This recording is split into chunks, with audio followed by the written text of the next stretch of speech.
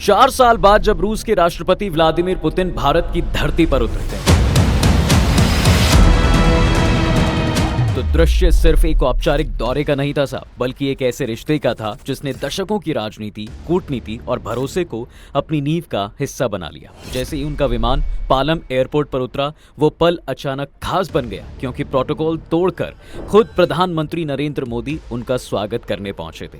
ये वो चीज है जो बहुत कम विदेशी नेताओं के लिए होती है। शायद यही वजह है कि क्रिमिनल ने बाद में ये भी कहा कि उन्हें ये उम्मीद नहीं थी कि प्रधानमंत्री मोदी खुद एयरपोर्ट पर आएंगे। और जैसे ही दोनों नेता गले मिलते हैं, कैमरों के सामने एक संदेश तुरंत दुनिया तक पहुंच गया कि भारत और रूस के संबंध सिर्फ औपचारिकता नहीं, एक बल्कि व्यक्तिगत विश्वास, सहजता और लंबे समय से चलती आ रही दोस्ती पर टिका गठजोड़ है। तो सवाल है कि आखिर पुतिन का ये दौरा भारत के लिए इतना इंपॉर्टेंट क्यों था? भारत रूस के बीच क्या डील हुई और मोदी ने कितने राष्ट्रीय अध्यक्ष के लिए प्रोटोकॉल तोड़ी है? जानेंगे इन सभी सवालों के जवाब आज के वीडियो।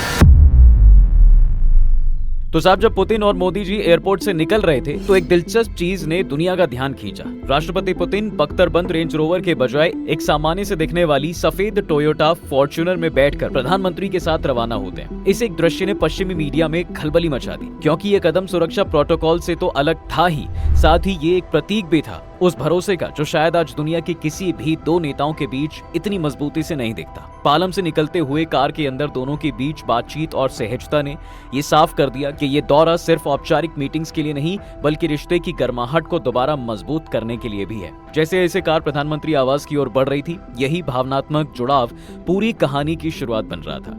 प्रधानमंत्री आवास पर रात में आयोजित डिनर में दोनों नेताओं ने करीब लंबे समय तक बातचीत की। इस मुलाकात का माहौल औपचारिक कम और व्यक्तिगत ज्यादा लग रहा था। इसी दौरान प्रधानमंत्री मोदी ने पुतिन को एक खास उपहार भी दिया, रूसी भाषा में ट्रांसलेट किया हुआ श्रीमद् भागवत गीता। ये उपहार सिर्फ एक पुस्तक नहीं, बल्कि भारतीय संस्कृति के उस दर्शन का प्रतीक है जो संघर्ष में संतुलन और रिश्तों में स्टेबिलिटी की सीख देता है। पुतिन मुस्कुराते हैं और मोदी ने कहा कि गीता का संदेश दुनिया भर के करोड़ों लोगों को रास्ता दिखाता आया है। इस छोटे से क्षण में भी कूटनीतिक संकेत छुपे थे कि भारत अपनी सांस्कृतिक शक्ति को अपने वैश्विक रिश्तों का हिस्सा बनाना चाहता है। अब इसके बाद साहब, दौरे के दूसरे दिन राष्ट्रपति भवन में पुतिन के लिए जो किया गया वो भारत में किसी राष्ट्रीय अध्यक्ष के लिए रेयर ही होता है, यानी गार्ड ऑफ ऑनर। इसके अलावा उनका पारंपरिक स्वागत और राष्ट्रपिता के सम्मान में कार्यक्रम भी हुआ, और ये सब ये दिखाने के लिए था कि भारत रूस को कितना महत्व देता है। इसके बाद पुतिन राजघाट पहुंचे और महात्मा गांधी को श्रद्धांजलि दी। ये क्षण खास इसलिए भी था क्योंकि इसके थोड़ी ही देर बाद भारत रूस यूक्रेन युद्ध पर अपना सबसे स्पष्ट संदेश देने वाला था, और गांधी की समाधि पर खड़े होकर पुतिन द्वारा दी गई श्रद्धांजलि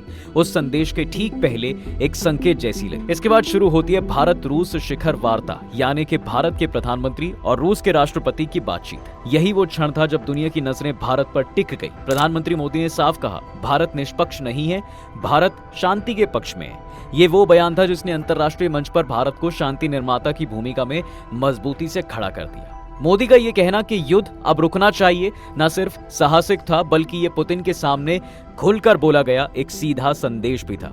इसके बाद साहब, पुतिन ने भी वैसे ही गर्मजोशी दिखाई जैसे पीएम मोदी ने। इस दौरान जो बात उन्होंने कही वो भारत का विरोध करने वालों के लिए कांटे की तरह चुभने वाली थी। उन्होंने कहा उनका और मोदी का फोन पर लगातार संपर्क रहता है और दोनों देशों की साझेदारी आज भी विश्वसनीय, स्थिर और मजबूत है। लेकिन इसके बाद जो पुतिन ने कहा वो अमेरिकी प्रेसिडेंट ट्रंप के लिए बड़ा झटका था। उन्होंने कहा कि भारत एक तेजी से बढ़ती हुई अर्थव्यवस्था है और इसके साथ ही रूस तेल की सप्लाई बिना किसी रुकावट के करता रहेगा। पुतिन का ये कहना भारत के लिए रणनीतिक रूप से बेहद महत्वपूर्ण था, क्योंकि आज पूरी दुनिया की राजनीति ऊर्जा पर टिकी हुई है। तब रूस जैसी बड़ी शक्ति से मिली स्थिर सप्लाई भारत के लिए साहब सिर्फ एक आर्थिक नहीं, बल्कि कूटनीतिक ताकत भी बन जाती है। इसके बाद दोनों नेता पहुंचते हैं भारत मंडपम में आयोजित भारत रूस बिजनेस फोरम। यहाँ प्रधानमंत्री मोदी ने खुलकर कहा कि भारत और रूस के बीच व्यापार, टेक्नोलॉजी और पर्यटन को लेकर कई महत्वपूर्ण फैसले लिए गए हैं। उन्होंने कहा कि सिविल न्यूक्लियर सेक्टर में भी नए दरवाजे खुल रहे हैं। पुतिन ने जवाब में भारत की तारीफ करते हुए कहा कि प्रधानमंत्री मोदी के नेतृत्व में भारत तकनीकी रूप से आत्मनिर्भर बन रहा है और यही भारत की भविष्य की ताकत है। इसी बीच पुतिन ने यह भी बताया कि कुडनकुलम न्यूक्लियर पावर प्लांट, जो भारत का सबसे बड़ा परमाणु संयंत्र है, तेजी से आगे बढ़ रहा है। 6 में से 12 रिएक्टर पहले ही चालू हो चुके हैं और आने वाले वर्षों में यह परियोजना भारत की ऊर्जा जरूरतों को नई दिशा देगी। उन्होंने छोटे मॉड्यूलर रिएक्टर और न्यूक्लियर टेक्नोलॉजी के गैर ऊर्जा उपयोगों पर भी भारत के साथ साझेदारी की इच्छा जताई। लेकिन ऊर्जा सहयोग यहीं पर खत्म नहीं होता। पुतिन भारत आने से पहले एक ऐसा बयान दे चुके थे जिसने पूरी दुनिया का ध्यान खींचा। उन्होंने इंडिया टुडे को इंटरव्यू देते हुए कहा, हमारे 90% से ज्यादा समझौते राष्ट्रीय मुद्रा में होते हैं, यानी रूबल और रुपये के बीच सीधा व्यापार।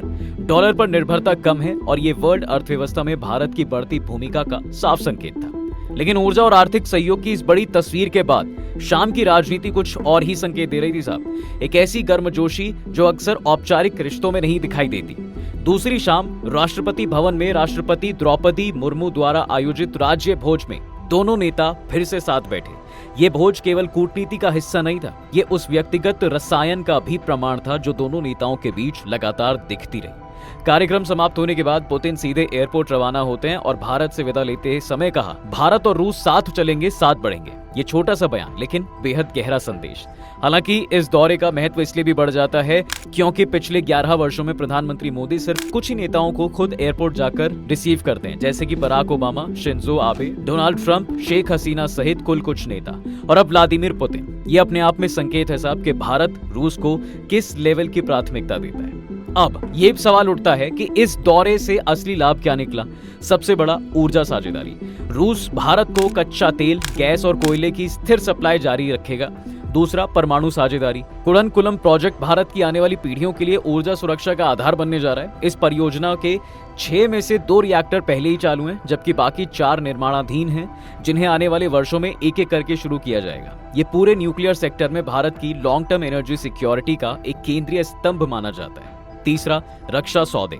पिछले 50 सालों से रूस भारतीय सेना की रीढ़ रहा है और पुतिन ने साफ कहा है कि यह साझेदारी आगे भी जारी रहेगी। चौथा, व्यापार। इंडिया रशिया ट्रेड 2024 में लगभग 12 से 14% बढ़ा और अब इसका लक्ष्य $100 बिलियन का है। और पांचवा, जियोपॉलिटिकल मैसेज। अब देखिए साहब, पुतिन का यहाँ पर आना सभी देशों को साफ संकेत दिया गया है कि भारत अमेरिका का मोहरा नहीं है। भारत सिर्फ भारत का पक्ष लेता है, उसके अनुसार अपने दोस्त बनाता है और यही भारत की ताकत है। अब पुतिन 27 घंटे का भारत दौरा पूरा करके रूस लौट चुके हैं। इस दौरान दोनों देशों के बीच तेल सप्लाई की गारंटी सहित 19 समझौतों पर सहमति बनी, लेकिन जिन चीजों की चर्चा सबसे तेज रही थी उसका ऐलान नहीं हो पाया, और वो था दोनों देशों के बीच Su-57 फाइटर जेट और S-400 डिफेंस सिस्टम को लेकर डील। खैर, पुतिन के इस दौरे ने एक बार फिर से साबित कर दिया है कि आज का भारत दुनिया को ये संदेश दे रहा है कि अब वो सिर्फ एक दर्शक नहीं है, बल्कि अंतर्राष्ट्रीय राजनीति का एक असली खिलाड़ी है। ये दौरा उसी बढ़ते हुए आत्मविश्वास, बढ़ती हुई शक्ति और वैश्विक मंच पर भारत के बढ़ते प्रभाव का प्रतीक बनकर सामने आया। और शायद यही वजह है कि इस पूरी कूटनीतिक कहानी का असली सार शब्दों में नहीं, उन पलों में छिपा है जिन्हें दुनिया ने खामोशी से देखा। कभी कभी कूटनीति भाषणों से नहीं, बल्कि छोटी छोटी तस्वीरों से लिखी जाती है। एक गले लगाने से, एक कार में साथ बैठने से और शांति की एक सीधी साहसिक अपील से। ये भारत रूस रिश्ते का वही नया अध्याय साहब जो आने वाले वर्षों में दुनिया की दिशा तय करेगा। आपको क्या लगता है, पुतिन का ये दौरा भारत के लिए कितना फायदेमंद होने वाला है? हमें कमेंट बॉक्स में जरूर बताइए। वीडियो अगर अच्छी लगी हो तो लाइक और शेयर कर दीजिए। जाते जाते चैनल को सब्सक्राइब करना बिल्कुल ना भूलें।